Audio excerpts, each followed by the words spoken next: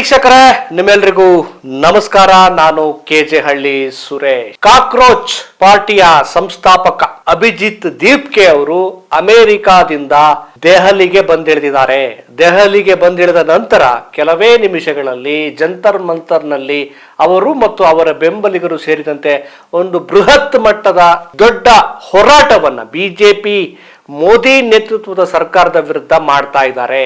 ಜಿರಳೆಗಳು ದೊಡ್ಡ ಪ್ರಮಾಣದಲ್ಲಿ ಸೇರ್ಕೊಂಡು ಕಲುಷಿತ ಆಗಿರುವ, ಕಚಡವಾಗಿ ರೂಪುಗೊಂಡಿರುವ, ಒಂದ್ ರೀತಿ ಗೊಬ್ಬೆದ್ದು ನಾರ್ತಿರುವಂತಹ ಬಿಜೆಪಿ ಸರ್ಕಾರವನ್ನ ಕ್ಲೀನ್ ಮಾಡೋಕೆ ಜಿರಳೆಗಳು ರೆಡಿಯಾಗಿದ್ದಾವೆ. ಧರ್ಮೇಂದ್ರ ಪ್ರಧಾನ್ ರಾಜೀನಾಮೆ ಕೊಡಬೇಕು. ನೀಟ್ ಪರೀಕ್ಷೆ ಸೇರಿದಂತೆ ವಿವಿಧ ಪರೀಕ್ಷೆಗಳಲ್ಲಿ ದೊಡ್ಡ ಅಧ್ವಾನ, ಎಡವಟ್ಟು ಮತ್ತು ಮಹಾ ಭ್ರಷ್ಟಾಚಾರ ಆಗೋದಕ್ಕೆ ಇವರು ಕೂಡ ಒಂದ್ ರೀತಿ ಕಾರಣರಾಗಿದ್ದಾರೆ. ಹಾಗಾಗಿ ಧರ್ಮೇಂದ್ರ ಪ್ರಧಾನ್ ರಾಜೀನಾಮೆ ಕೊಡಬೇಕು ಅಂತೇಳಿ ಆಗ್ರಹ ಪಡಿಸ್ತಾ ಇದ್ದಾರೆ. ಈ ಬಿಜೆಪಿ ಸರ್ಕಾರಕ್ಕೆ, ಮೋದಿ ಸರ್ಕಾರಕ್ಕೆ ಏನಾದ್ರೂ ನಾಚಿಕೆ, ಮಾನ, ಮರ್ಯಾದೆ, ಒಂದು ನೈತಿಕತೆ ಏನಾದ್ರೂ ಇದ್ರೆ ಇವರು ಮೋದಿನೂ ರಾಜೀನಾಮೆ ಕೊಡಬೇಕು, ಧರ್ಮೇಂದ್ರ ಪ್ರಧಾನ್ ರಾಜೀನಾಮೆ ಕೊಡಬೇಕು. ಥೂ ಅಂತ ಇವ್ರಿಗೆ ಕ್ಯಾಕ್ರಿಸ್ ಹೋಗಿರ್ತಾರೆ ಜನ. ಇವ್ರು ಎಂಥ ಬಂಡ ಸರ್ಕಾರ, ಎಂಥ ಬಂಡ ವ್ಯವಸ್ಥೆ ಇದು ಅಂತ. 23-24 ಲಕ್ಷ ವಿದ್ಯಾರ್ಥಿಗಳ ಭವಿಷ್ಯವನ್ನ ಕತ್ತಲಿಗೆ ತಳ್ಳಿ ಏನೂ ಆಗಿಲ್ಲ ಅಂತೇಳಿ ಆರಾಮಾಗಿ ಆ ಮನುಷ್ಯ ಹೋಗಿ ಅಲ್ಲಿ ವಿದೇಶಕ್ಕೆ ಹೋಗಿ ಅಲ್ಲಿ ಮೆಲೋಡಿ ಕೊಡ್ತೀನಿ ಅಂತೇಳಿ ಒಂದ್ ರೀತಿ ಆರಾಮಾಗಿ ಹಾಡು ಹೇಳ್ಕೊಂಡು ಜಾಲಿ ಮಾಡ್ಕೊಂಡು ಜೀವನ ಮಾಡ್ತಾ ಇದಾರೆ. ಇಲ್ಲಿ ಈ ಮನುಷ್ಯ ಧರ್ಮೇಂದ್ರ ಪ್ರಧಾನ್ ಅದೇನು ತೊಂದರೆ ಇಲ್ಲ, ಏನು ಭ್ರಷ್ಟಾಚಾರ ಆಗಿಲ್ಲ, ಏನು ಅನ್ಯಾಯ ಆಗಿಲ್ಲ, ವಿದ್ಯಾರ್ಥಿಗಳಿಗೆ ಏನು ತೊಂದರೆ ಆಗಿಲ್ಲ ಅಂತೇಳಿ ಬಹಳ ನಾರ್ಮಲ್ ಆಗಿದ್ದಾರೆ. ಇವ್ರನ್ನ ಏನಾದ್ರೂ ನಮ್ಮ ದೇಶದ ಆಡಳಿತ ವ್ಯವಸ್ಥೆ, ಜನಪ್ರತಿನಿಧಿಗಳು ಅಂತ ಕರೆಯಕ್ಕಾಗತ್ತಾ? ಇವ್ರಿಗೆ ಯಾವ ಪದದಲ್ಲಿ, ಯಾವ ಕಠೋರವಂತಹ ಪದಗಳಲ್ಲಿ ಇವ್ರನ್ನ ಟೀಕೆ ಮಾಡಬೇಕು, ಇವ್ರಿಗೆ ಉಗಿಬೇಕು ಒಂದು ಗೊತ್ತಾಗ್ತಾ ಇಲ್ಲ. ಅತ್ಯಂತ ಭ್ರಷ್ಟ ಮತ್ತು ವರ್ಸ್ಟ್ ಸರ್ಕಾರ ಅಂದ್ರೆ ನರೇಂದ್ರ ಮೋದಿ ಸರ್ಕಾರ ಅನ್ನೋದ್ರಲ್ಲಿ ಯಾವ ಮಾತು ಇಲ್ಲ. ಇದ್ರಲ್ಲಿ ಈ ಮಾತುಗಳಲ್ಲಿ ಯಾವುದೇ ರೀತಿಯ ಅನುಮಾನ ಪಡಬಾರದು. ಇವರು ಇನ್ನೇನು ಮಾಡೋದಕ್ಕೆ ಉಳಿಸಿಲ್ಲ. ಈಗಾಗಲೇ ಭಾರತೀಯರ ಬದುಕನ್ನ ಬರ್ಬಾದ್ ಮಾಡಿ ದೇಶದಲ್ಲಿ ಎಮರ್ಜೆನ್ಸಿ ಘೋಷಣೆ ಮಾಡುವ, ಯಾಕಂದ್ರೆ ಜನ ರೊಚ್ಚಿಗೆದ್ದು ಕಲ್ಲಲ್ಲಿ ಹೊಡೆಯೋ ಲೆವೆಲ್ಗೆ ಹೋಗಿದ್ದಾರೆ. ಇದನ್ನ ತಡೆಗಟ್ಟಬೇಕು ಅಂದ್ರೆ ನಾವು ಎಮರ್ಜೆನ್ಸಿ ಒಂದೇ ಅಂತೇಳಿ ಯೋಚನೆ ಮಾಡ್ತಿದ್ದಾರೆ. ಇದು ನಾವು ಹೇಳ್ತಾ ಇಲ್ಲ, ಸ್ವತಃ ಬ್ಯೂರೋಕ್ರಾಟ್ಸ್, ಅಲ್ಲಿನ ಮೋದಿ ಸರ್ಕಾರದ ಒಳಗಡೆ ಇರುವಂತಹ ಅಧಿಕಾರಿಗಳೇ ಆತಂಕವನ್ನ ವ್ಯಕ್ತಪಡಿಸ್ತಿದ್ದಾರೆ. ಇನ್ನೊಂದು ಕಡೆ ಮೋದಿ ರಾಜೀನಾಮೆ ಇನ್ನೊಂದು ವರ್ಷದೊಳಗಡೆ ರಾಜೀನಾಮೆ ಕೊಡಬಹುದು ಅಂತ ರಾಹುಲ್ ಗಾಂಧಿ ಹೇಳ್ತಿದ್ದಾರೆ. ನಾವು ಹೇಳ್ತಾ ಇದೀವಿ, ಇಂಥ ಕೆಟ್ಟ, ದರಿದ್ರ, ಭ್ರಷ್ಟ, ಲೂಟಿತನವನ್ನ ಮಾಡಿದಂತ ನಿಮ್ಮ ಸರ್ಕಾರದ ಜವಾಬ್ದಾರಿಯನ್ನ ಹೊಣೆ ಹೊತ್ತು ನರೇಂದ್ರ ಮೋದಿ ಈ ಕ್ಷಣವೇ ರಾಜೀನಾಮೆ ಕೊಡಬೇಕು. ಇಂಥವ್ರು ಅಂತ ಮಹತ್ತರ ಸ್ಥಾನದಲ್ಲಿ ಕೂರೋದಕ್ಕೆ ಲಾಯಕ್ಕಿಲ್ಲ.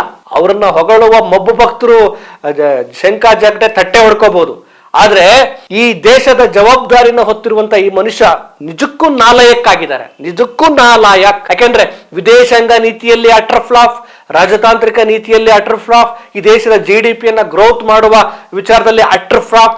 ಹೋಗ್ಲಿ ಎಜುಕೇಶನ್, ದೇಶದ ಭವಿಷ್ಯವನ್ನ ರೂಪಿಸುವಂತ, ವಿದ್ಯಾರ್ಥಿಗಳ ಭವಿಷ್ಯವನ್ನು ರೂಪಿಸುವಂತ ಎಜುಕೇಶನ್ ಡಿಪಾರ್ಟ್ಮೆಂಟ್ ಅಲ್ಲಾದ್ರೂ ಪಾರದರ್ಶಕತೆ ಅಲ್ಲೂ ಇಲ್ಲ.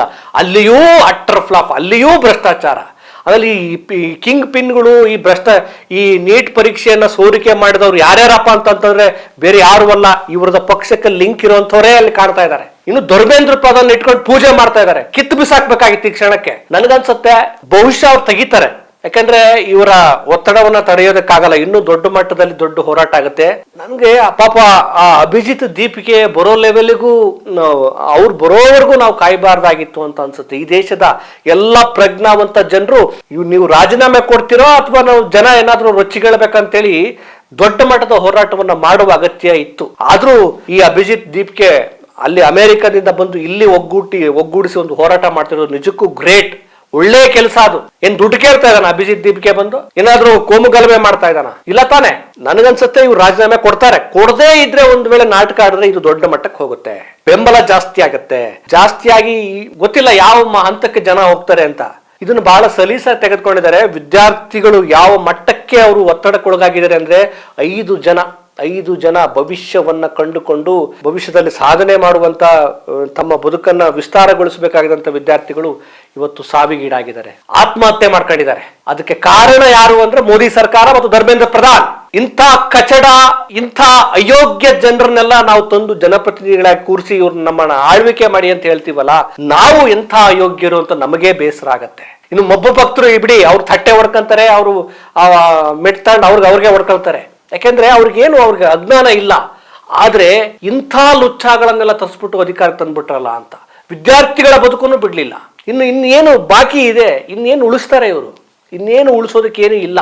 ಸ್ನೇಹಿತರೆ, ಇನ್ನು ಒಂದು ವೇಳೆ ಏನಾದ್ರೂ ಕಾಕ್ರೋಚ್ ಪಾರ್ಟಿಯ ಸಂಸ್ಥಾಪಕರನ್ನ ಅರೆಸ್ಟ್ ಮಾಡಿದ್ರೆ ನಾವು ಉಪವಾಸ ಕೂರ್ಬೇಕಾಗುತ್ತೆ ಅಂತ ಹೇಳಿ ಲಡಾಖ್ ಹೋರಾಟಗಾರ ಮ್ಯಾಗ್ಸೆಸೆ ಪ್ರಶಸ್ತಿ ಪುರಸ್ಕೃತ ಸೋನಂ ವಾಂಗ್ಚುಕ್ ಅವರು ಕೂಡ ಒಂದು ಎಚ್ಚರಿಕೆಯನ್ನ ಕೊಟ್ಟಿದ್ದಾರೆ. ಎಲ್ಲರೂ ಕೂಡ ಇದಕ್ಕೆ ಬೆಂಬಲ ಕೊಡ್ತಾರೆ. ನೋಡಿ, ಒಳ್ಳೆ ಕೆಲಸಕ್ಕೆ ಯಾರು ಹೆಜ್ಜೆ ಇಡ್ತಾರೆ, ಒಳ್ಳೆ ಕೆಲಸಕ್ಕೆ ಯಾರು ಪ್ರಯತ್ನ ಪಡ್ತಾರೆ, ಅದಕ್ಕೆ ಬೆಂಬಲ ಕೊಡಬೇಕು.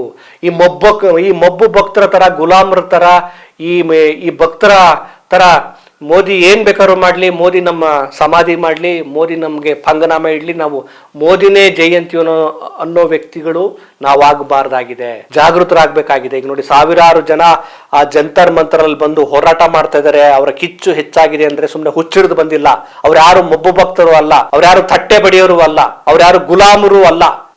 ಅವರೆಲ್ಲ ಕೂಡ ಈ ದೇಶದ ಪ್ರಜ್ಞಾವಂತ ನಾಗರಿಕರು. ನಮ್ಮ ತೆರಿಗೆಯ ಹಣದಿಂದ ನಿಮಗೆ ಸಂಬಳ ಕೊಡ್ತಾ ಇದ್ದೀವಿ.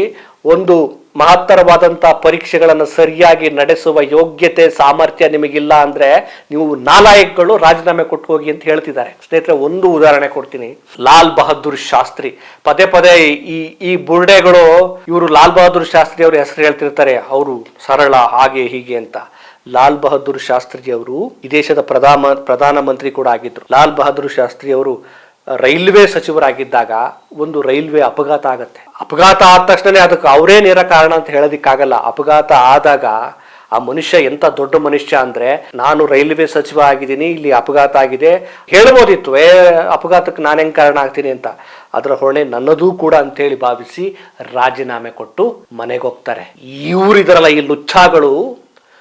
5 ವಿದ್ಯಾರ್ಥಿಗಳು ಸೂಸೈಡ್ ಮಾಡ್ಕೊಂಡಿದ್ದಾರೆ, ಲಕ್ಷಾಂತರ ವಿದ್ಯಾರ್ಥಿಗಳು ಕಣ್ಣೀರಲ್ಲಿ ಕೈ ತೊಳಿತಾ ಇದ್ದಾರೆ, ಅವ್ರ ಪೋಷಕರು ಒದ್ದಾಟದಲ್ಲಿದ್ದಾರೆ, 100 ಕೋಟಿ ಭ್ರಷ್ಟಾಚಾರ ಮಾಡಿದ್ದಾರೆ, 1000 ಕೋಟಿ ಹಗರಣ ಮಾಡಿದ್ದಾರೆ, ಆರಾಮಾಗಿ ವಿದೇಶ ಸುತ್ತಾರೆ, ಆರಾಮಾಗಿ ದೇಶದಲ್ಲಿ ಸುತ್ತರಿತಾರೆ, ವಿದ್ಯಾರ್ಥಿಗಳ ಭವಿಷ್ಯ ಹಾಳು ಮಾಡಿದ್ದಾರೆ, ರಾಜೀನಾಮೆ ಮಾತ್ರ ಕೊಡಲ್ಲ.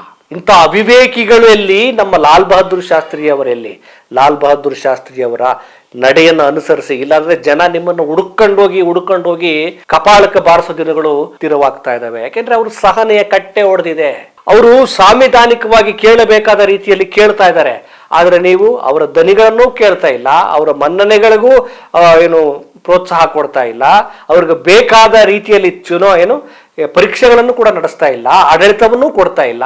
ಇನ್ನೇನ್ ಮಾಡ್ಬೇಕು? ಅಂಥ ಪರಿಸ್ಥಿತಿಗೆ ಮೋದಿ ಸರ್ಕಾರ ತಂದುಕೊಳ್ದಿರ್ಲಿ ಅನ್ನೋದು ನಮ್ಮ ಆಶಯ. ತಂದ್ಕೊಂಡ್ರೆ ಏನು ಮಾಡಕ್ಕಾಗಲ್ಲ, ಮಾಡಿದ್ರುಣ್ಣೋ ಮಹಾರಾಯ. ಆದ್ರೆ ನಮ್ಮ ಆಶಯ ಈ ದೇಶದಲ್ಲಿ ಪ್ರಜಾಸತ್ತಾತ್ಮಕ ಸಾಂವಿಧಾನಿಕ ಆಶಯಗಳು ಗಟ್ಟಿಯಾಗಿರ್ಬೇಕು, ಸರ್ವಾಧಿಕಾರಿಗಳು ಧೂಳಿಪಟ ಆಗ್ಬೇಕು ಅನ್ನೋದು ನಮ್ಮ ಆಶಯ. ಆ ದಿನಗಳು ಬಂದಿದ್ದೇವೆ ಅಂತ ನಾವು ಅಂದ್ಕೊಳ್ತೀವಿ. ಶುರುವಾಗಿದೆ, ಇನ್ನು ನೋಡೋಣ. ಮತ್ತೊಂದು ವಿಚಾರದೊಂದಿಗೆ ನಿಮ್ಮನ್ನು ಭೇಟಿ ಮಾಡ್ತೇನೆ. ನಮಸ್ಕಾರ.